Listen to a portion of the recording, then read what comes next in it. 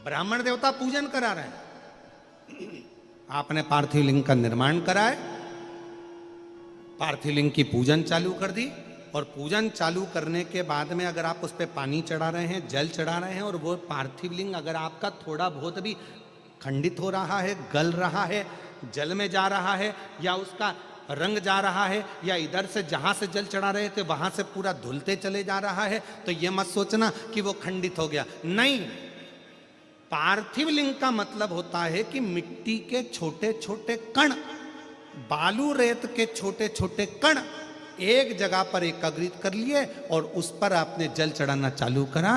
पार्थिव लिंग का मतलब होता है कि एक शिवलिंग की पूजन नहीं, पार्थिव लिंग का मतलब होता है उस लिंग को बनाने के लिए जितनी मिट्टी लगी, उस मिट्टी में जितने जितने कण थे, जितने छोटे छोटे कण थे, वो सब एक जगह पर इकट्ठे हो गए। तो हमको केवल एक पार्थिव लिंग पूजन का फल नहीं, हजारों पार्थिव लिंग पूजन का फल एक साथ प्राप्त हो जाता है।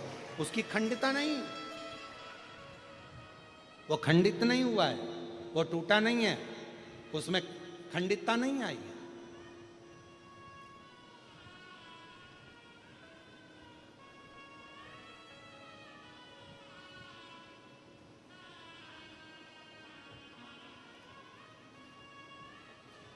ब्रज भैया, अभी आप भी पार्थिव लिंग बना रहे होंगे। ब्राह्मण लोग जब शिव पुराण चलती है तो पार्थिव लिंग का निर्माण किया जाता है। आप भी रोज पार्थिव की पूजन कर रहे होंगे, तो कई बार आपके मन में भी ये भाव आता होगा कि हम जल चढ़ा रहे हैं, जल चढ़ाते चढ़ाते मालूम पड़े मिट्टी का शिवलिंग है या बालू का शिवलिंग है, वो गल रहा है या जा रहा है, या उसमें कण अलग हो रहे हैं। तो कभी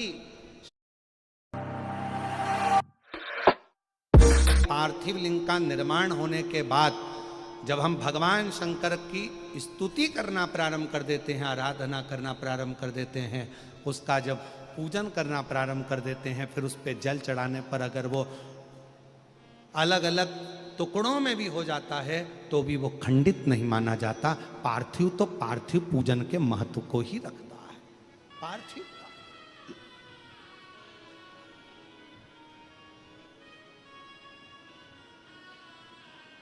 और शंभु शरणे पड़े मांगो घड़ी रे घड़ी, दुख काटो दया करी न दर्शन आपो।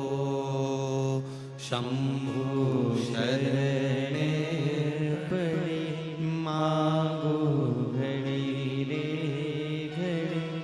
दुख काटो दया करी दर्शन। ओ शंभु शर